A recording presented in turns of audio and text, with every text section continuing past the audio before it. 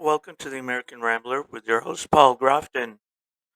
Okay, just wanted to contribute this month because it is Domestic Violence Awareness Month, and with the death of Gabby Petito and others, we like and uh, and Amber Heard's lawsuit not being pulled from court. Johnny Depp seems to got a major win here, where they cannot take out.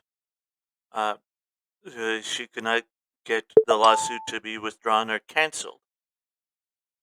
So here we are going to talk about the spousal abuse of men, particular one case. James Dew, male sex assault victim, marginalized. Of course, he's marginalized. He's a man. Okay. Uh, he's been working with male victims of sexual violence because, hey, men always want sex. Oh, come on, give it up. Let her have it. Oh, what are you, gay? All of those things. Okay. So here we're gonna have a guest opinions. I've been working with male victims of sexual violence since 2015, and constantly surprised about how little space is taken up in popular stories about men. Man Talk is a professionally led support group. It was founded in 2011 by Robert Wright. Okay, and it's People's Counseling Group. Sexual violence is a topic we only recently began discussing openly. We have been slower to bring male identified victims into the conversation. Okay, we have left trans and non binary people out nearly completely. Bringing this up is met with some understandable resistance. Hopefully, we can find some balance.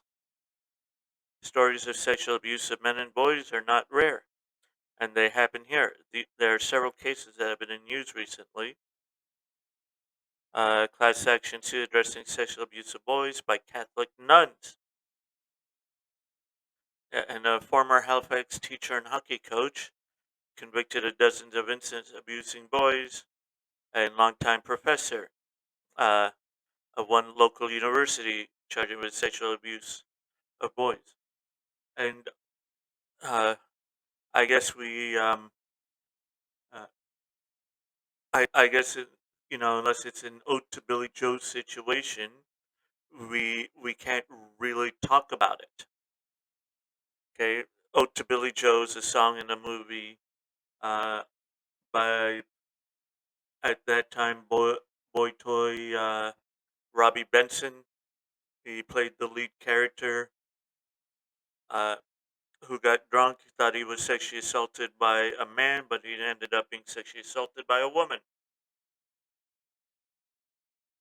You know, and he hung his head in shame and committed suicide.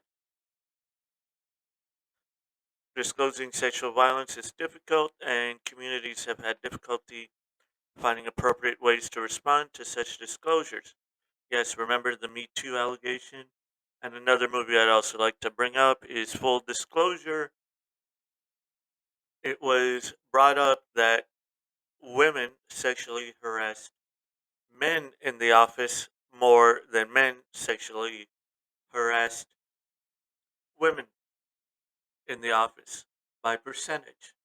Okay, there were less women that were in management and leadership roles, but the percentage was higher.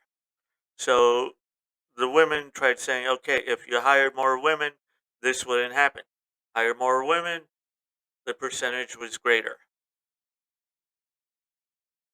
Okay, picture a 65-year-old man, Pal. Pal was brought into care of child welfare early in life. While in his care, staff sold him to wealthy people in the community. He was sometimes given food or toys or sex. Pal never finished school and went on to live in Margie, surviving mostly through petty crimes and sometimes selling drugs. Yeah, we all know about Epstein Island. But what about the Baca Boys? Okay. Even even the highly gynocentric SVU criminal uh, series even did one, but still was not showing that even women were sexually assaulting men. Uh, there used to be a forum called Anti-Misandry Forum. It was very hard to get to because of the uh, firewall that you need to be able to bypass and access. Published a report. I wish I could find that report.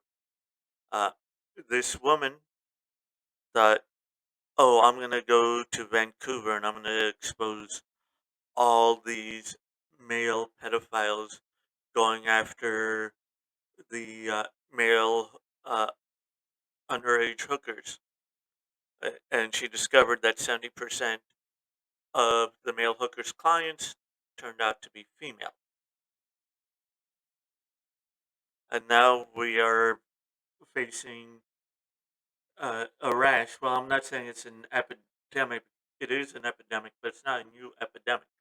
The fact is, boys and men are getting more courageous and speaking out against their female perpetrators. Perpetrators. This has been going on. If you remember the actor Gary Cooper, in his autobiography, he mentioned about how he was raped by his next door neighbor, his female next door neighbor. And he said if he had to do it over again, he would make sure that none of his kids would go near a an older female. So here we're trying to bring men into discussion about sexual abuse, sexual violence, uh, abuse, coercion, and control. While FBI statistics are now starting to bear out what men have been saying for years, we are still minimizing it by saying, oh, it's not as bad for you, it's not as bad for men. Well, unless you walk into their shoes, how do you know?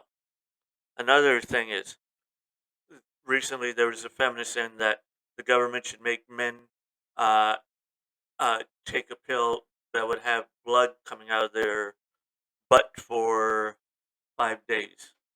Okay? If you want to say, okay, men don't understand because they don't go through it, then how can you say that? How can you reduce what men feel if you have never been that man and then been denied services because oh the woman thinks it's a joke or we have not been trained for that, we don't have services for that, oh it's not as bad for you. Okay, so what I'd like for so tell me your opinions. Do you have any stories that you would like to discuss? Please let me know in the comments below.